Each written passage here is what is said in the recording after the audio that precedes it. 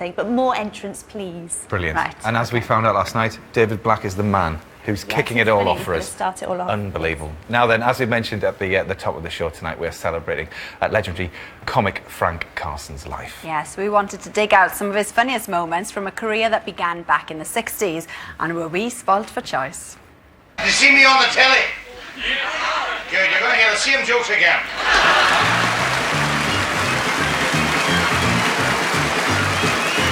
Fantastic!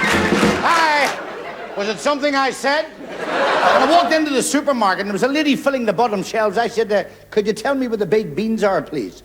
She says, try the other side. I said, could you tell us where the baked... That's the way I tell them, isn't it? I know what you're thinking. Isn't he the spitting image of Roger Moore? What about the Irishman was struck with lightning and thought he was having his photograph taken? That's a cracker, isn't it? And I had the wife along with me. My wife talks to her nose, you know. Our mouth's worn out. I should have read you this letter earlier on, actually. It's from my mother. She says, Dear Frank, you've now been away for 3 weeks and we thought you were still in the lavatory. Well, I walked into the railway station, said, give her a ticket for Jeopardy. She said, there's no such a place as Jeopardy. She said, there must be.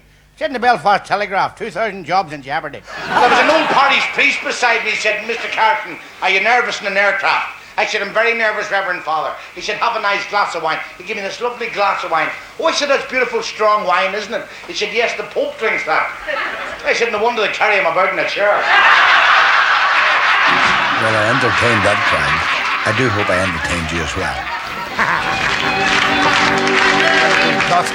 What an incredible energy that man had. I really did. And Gloria, we said at the top of the show that you were part of the production team for his very first TV. Absolutely. The year was 1959. What was he like back then? Well, everything was live. So therefore, from a production assistant's point of view, as I was, you were responsible for the music, the captions, everything really, and the budget. And the budget for Frank's first show, and he was the main person presenting it, but lots of other singers and dancers. It was £100 for all of the on-screen talent. Pretty well what we get these days too. But what strikes me when watching that is we're so sad to have lost him, and yet because he was such an outward-going, jolly, full-of-life person that you have to celebrate all of that today, don't you? Yeah. And of course he was the master of the catchphrase, because people think that Bruce really mastered that. But when you think of, it's a cracker, people you hear saying that all over the place, or it's the way I tell them. People always say that too. But from that show I'm talking about in 1959, it was called, and to this day I still use it, Come on in. So to my detriment, sometimes people come to the door, I go, oh, come on in. But he was so full of life, he filled the room when he came in. And of course he was unusually I think, for most comics, he was as ebullient off as he was on. Yeah. Right. So it was a gag a minute, to the point of exhaustion almost. So you loved Frank, but at the time you thought, my jaws have got to recover from all of this. He was fabulous. And the other interesting point about Northern Ireland, at the time of bombs, bullets and barricades, Frank was loved by everybody. So he transcended all religions, and he also, I think, transcended the generations over the years, because it was good family stuff, you know, there was nothing really smutty. Yeah. And he reinvented himself every so often, you know, through television or through certain stand-up programmes. And he's a mayor as well, wasn't he? Oh, he was so pleased to be the mayor of Balbriggan.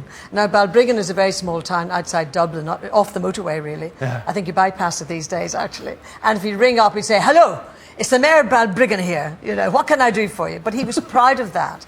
And also, of course, wonderful with charity, did a lot of charity work, and exceptionally proud, because, you know, because of his background, of meeting the Pope. I mean, that was the one thing he'd tell you about.